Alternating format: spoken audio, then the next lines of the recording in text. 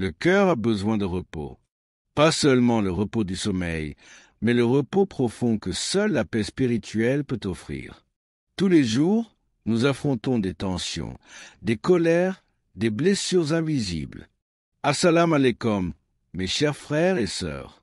Bienvenue sur ma chaîne YouTube spirituelle où nous explorons les merveilles de notre foi et apprenons comment enrichir notre vie grâce aux enseignements du prophète et aux versets profonds. On peut ouvrir des portes fermées depuis des années, car derrière ces mots simples se trouve une vérité profonde. La vie est une succession d'épreuves, de douleurs, d'angoisses et de pertes, d'une peur, d'un regret ou d'une souffrance. Même ceux qui affichent un grand sourire cachent parfois des océans de douleur derrière leur silence. Oui, mon frère, ma sœur, nous avons tous une part d'ombre, un combat que personne ne voit, une blessure que seul Allah et nous connaissons vraiment. Restez jusqu'à la fin de la vidéo, car nous allons invoquer pour les personnes qui ont mentionné leur nom et leurs besoins dans les commentaires. Si vous souhaitez également faire partie de cette invocation, n'hésitez pas à mentionner votre nom dans nos conversations. Si votre besoin est urgent ou particulièrement important, vous pouvez me contacter directement sur WhatsApp via le lien dans la description. Cœur fatigué, il arrive que le cœur reste éveillé, inquiet et surchargé. C'est pourquoi, avant de dormir, il faut nourrir le cœur. Il faut le purifier, le soulager, l'apaiser. Le prophète Mohammed, sallallahu alayhi wa sallam, a transmis un secret magnifique, simple et puissant, une formule de paix, une recette pour guérir l'intérieur. 3 phrases qui, répétées chaque soir, peuvent transformer ta vie en silence. Subhanallah, Alhamdulillah, Allahu Akbar. Répète ces mots 100 fois avant de dormir et observe. Observe ce qui change doucement, silencieusement en toi et autour de toi. Pourquoi ces mots? Pourquoi cette combinaison? Et surtout, pourquoi la nuit? Voici le secret. Subhanallah, 33 fois. Ce mot signifie « gloire à Allah ». En le disant, tu déclares qu'Allah est pur, parfait, au-dessus de toute défaillance, au-dessus de toute injustice. Tu retires de ton cœur toute pensée négative sur le destin, sur les épreuves, sur ce que tu ne comprends pas. Subhanallah est un nettoyage. C'est comme si tu lavais ton cœur des impuretés de la journée, des soupirs, des colères, des regrets. Tu les remplaces par la reconnaissance de la grandeur d'Allah. Alhamdulillah, 33 fois. Alhamdulillah veut dire louange à Allah. C'est le mot de la gratitude. Quand tu le dis, tu réapprends à voir le bien dans ta vie. Tu remercies Allah pour les petits et les grands cadeaux, pour le toit au-dessus de ta tête, pour le souffle que tu respires, pour chaque instant où tu n'étais pas en douleur. Mais plus encore, tu remercies Allah même pour les épreuves. Tu dis, « Ya Allah, même si je ne comprends pas, je te loue, car tu sais ce que j'ignore. » Et ce mot guérit, il transforme la tristesse en acceptation. Il transforme le manque en richesse intérieure. Allahu Akbar, 34 fois. Allahu Akbar veut dire « Allah est plus grand ». C'est le mot de la confiance. Quand tu le dis, tu rappelles à ton cœur que rien n'est plus grand que ton Seigneur. Ni les problèmes, ni les dettes, ni les trahisons, ni les injustices. Tu poses ce mot sur toutes tes peurs. Tu le dis encore et encore jusqu'à ce que ton cœur comprenne. Allah est plus grand que tout. Et là, tu t'endors avec la sécurité de savoir que tu n'es pas seul. Un secret transmis à Fatima, qu'Allah soit satisfait d'elle. Un jour, la fille du prophète, Fatima, était fatiguée. Elle demandait un serviteur pour l'aider dans les tâches ménagères. Le prophète, paix sur lui, ne lui donna pas un serviteur. Il lui donna ces mots, « Je vais t'enseigner quelque chose de meilleur qu'un serviteur. » Dis Subhanallah 33 fois, Alhamdulillah 33 fois et Allahu Akbar 34 fois avant de dormir. Fatima les a pratiquées chaque nuit et ne les a jamais abandonnées, car elle a compris que ce dhikr est plus puissant que l'aide humaine. C'est une force venue du ciel, un miracle dans des mots. Ce n'est pas juste une formule, c'est une clé. Une clé qui ouvre des portes invisibles. Les savants disent que cette pratique apporte une paix intérieure profonde, une énergie physique renouvelée, une protection contre les mauvaises pensées, une lumière dans la poitrine, une augmentation des bienfaits. Ceux qui la récitent chaque soir témoignent souvent que leur sommeil est plus paisible, leur réveil plus lumineux et leur journée plus légère. Ce ne sont pas des mots ordinaires, ce sont des paroles éternelles. Comment pratiquer? Prends quelques minutes avant de dormir. Coupe les distractions.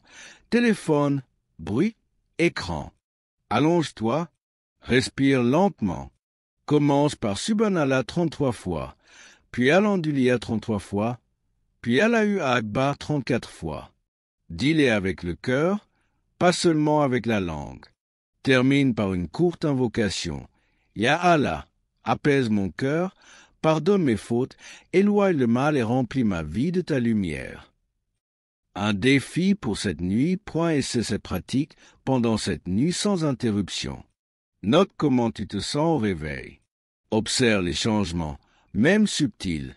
Moins de cauchemars, plus de clarté mentale, moins de peur au coucher, une sensation de protection. Puis continue, fais une habitude éternelle. Subhanallah, Alhamdulillah, Allahu Akbar. 3 mots, une répétition, un changement invisible mais réel. Chaque soir, tu peux dormir en paix, car tu as confié ton cœur à celui qui le connaît mieux que toi. Répète cette phrase 100 fois avant de dormir et observe comment ta vie se transforme en silence. Invocation spéciale pour tous mes abonnés. Ô Allah, en ce moment même, je t'élève une prière, pas pour moi seul, mais pour chaque personne qui entend ma voix. Chaque frère, chaque sœur, chacun m'abonner à ce message, car toi seul connais leurs douleurs, leurs blessures, leurs combats silencieux.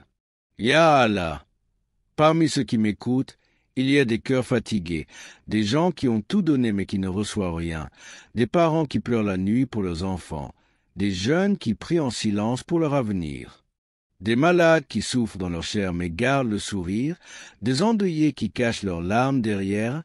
Ça va. Ô toi, le guérisseur des cœurs brisés, toi qui sais ce que personne ne dit, toi qui vois les larmes qu'on essuie quand tout le monde dort, je te supplie de poser ta miséricorde sur tous mes abonnés.